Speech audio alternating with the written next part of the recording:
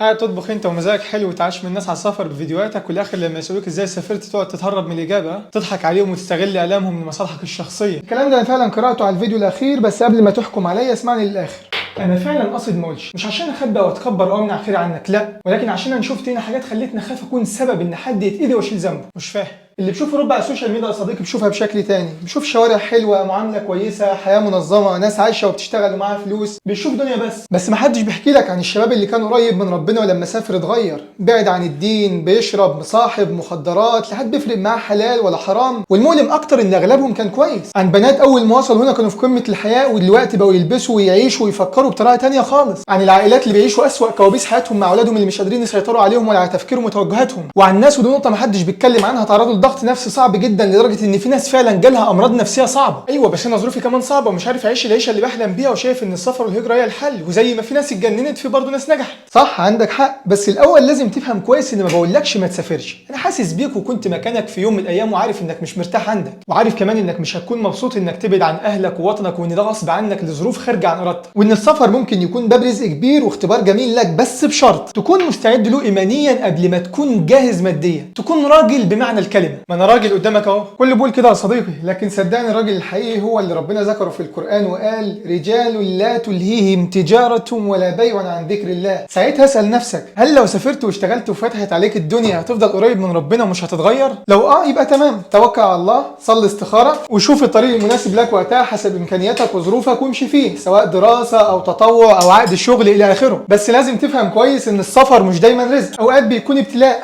وصدقني الاغلبيه فشلوا في الاختبار ده. انا بحكي لك واقع بنعيشه مش قصص من وحي الخيال. تمام، طب ليه ما زلت قاعد هنا ومش حابب تنزل تعيش في بلدك المسلم يا عم اكون صادق جدا معاكم، مش هبالغ قلت لك اني بفكر في ده كل يوم، بس الحياه مش دايما قرار واحد وسهل تاخده في اي وقت، اوقات بتكون مربوط بشغل، بورق، بمسؤوليات، بخطه وسقف ودايره انت مشيت فيها كذا سنه وتاقلمت عليها، ومش سهل تمشي في اللحظه اللي نفسك فيها غير لو عندك بديل، والا تكون غبي. انا محمد رغم مرور كذا سنه في محنه الغربه الا اني ما زلت شايف ان وجودي هنا ابتلاء، اختبار بيكشف حياتي كل يوم، هل هثبت؟ هل هفضل فاكر ربنا وسط كل المغريات دي ولا لا؟ ومع ذلك بقع وبفشل احيانا، بس بجاهد نفسي واحارب واقوم من تاني واكمل. مع الوقت حسيت ان ربنا جابني هنا لسبب، جابني هنا علشان اوريك الصوره كامله من غير تزييف وتلميع. هفضل اقولها مش كل حاجه شغل واكل وفلوس ونعيم دنيوي، انا معاك انه شيء مهم ولا غنى عنه، بس برضه في حاجات اهم منه لازم تضيفها وعلى راسها دينك. هكلمك عن نفسي، جالي فرص شغل وجواز كنت اقدر من خلالها اكون في مكان تاني غير المكان اللي انا عليه دلوقتي، ومع ذلك رفضت لانه مش ضامن نفسي ولا اولادي، ولو ضامن ولادي مش ضامن احفادي ولا احفاد احفادي هل هيكونوا مسلمين ولا لا. ودي رسالتي ليك النهارده، ما تخليش اللمعه تخدعك، اوروبا مش جنه، وعشان كده مش حابب اكون سبب ان حد يجي هنا ويتفتن او اشيل ذنب انسان ضاع بسبب كلمه قلتها. انا كده مرتاح وعملت اللي عليا والباقي عليك،